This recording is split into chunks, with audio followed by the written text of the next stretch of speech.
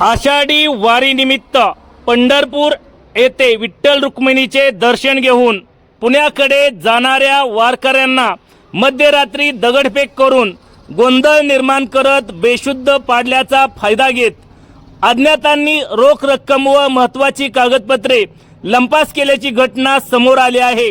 या प्रकरणी फलटण ग्रामीण पोलीस ठाण्यात अज्ञात आरोपींविरुद्ध गुन्हा दाखल करण्यात आला आहे। या प्रकरणातील फिर्यादी त्र्यंबक अश्रुबा कोळेकर वय 72 राहणार मोरवड तालुका वडवणी जिल्हा बीड यांनी दिलेल्या फिर्यादीनुसार 5 जुलै 2026 रोजी पंढरपूरहून पुण्याकडे निघाले असताना 6 जुलै रोजी पहाटे 1 ते 1:30 वाजण्याच्या सुमारास काशिदवाडी तालुका फलटण जिल्हा सातारा या ठिकाणी विश्रांती घेण्यासाठी थांबले होते। यावेळी काही अज्ञात व्यक्तींनी दगडफेक करून परिसरात भीतीचे वातावरण निर्माण केले। त्यानंतर फिर्यादी बेशुद्ध पडल्याचा फायदा घेत त्यांच्या खिशातील पाकिट जबरदस्तीने काढून त्यातील 70,000ची रोख रक्कम, आधार कार्ड, पॅन कार्ड तसेच इतर महत्त्वाची कागदपत्रे चोरून नेल्याचा आरोप तक्रारीत करण्यात आला आहे। घटनेनंतर फिर्यादी यांनी तात्काळ डायल 112 वर संपर्क साधून पोलिसांना माहिती दिली होती। मात्र जखमी अवस्थेमुळे त्यावेळी औपचारिक तक्रार नोंदवणे शक्य झाले नाही। त्यानंतर दिनांक 12 जुलै रोजी त्यांनी उपस्थित राहून अज्ञात आरोपींविरोधात कायदेशीर कारवाईची लेखी तक्रार दिल्यानंतर फलटण ग्रामीण पोलिसात गुन्हा दाखल करण्यात आला आहे।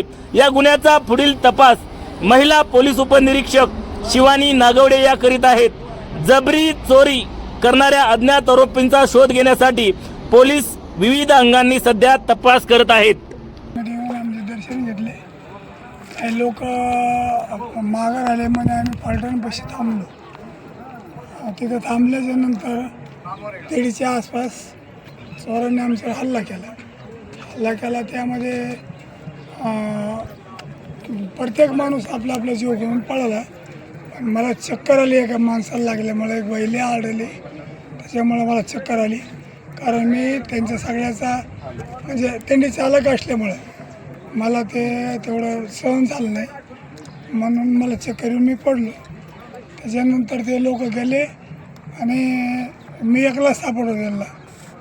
माझ्याजवळ त्यांनी पैसे, मोबाईल मारहाण करून पैसे घेऊन गेले, डायरी नेली, मोबाईल नेला। त्याच्यानंतर गाड्या पुढे गेल्या, वापस आल्या, महाराज कसे नाहीत म्हणून वापस आल्यानंतर मला घेऊन गेले। तुम्ही 112 नंबरला फोन केला होता? हां, 112ला फोन केल्यानंतर त्या ठिकाणी पोलीस आले का? आलते।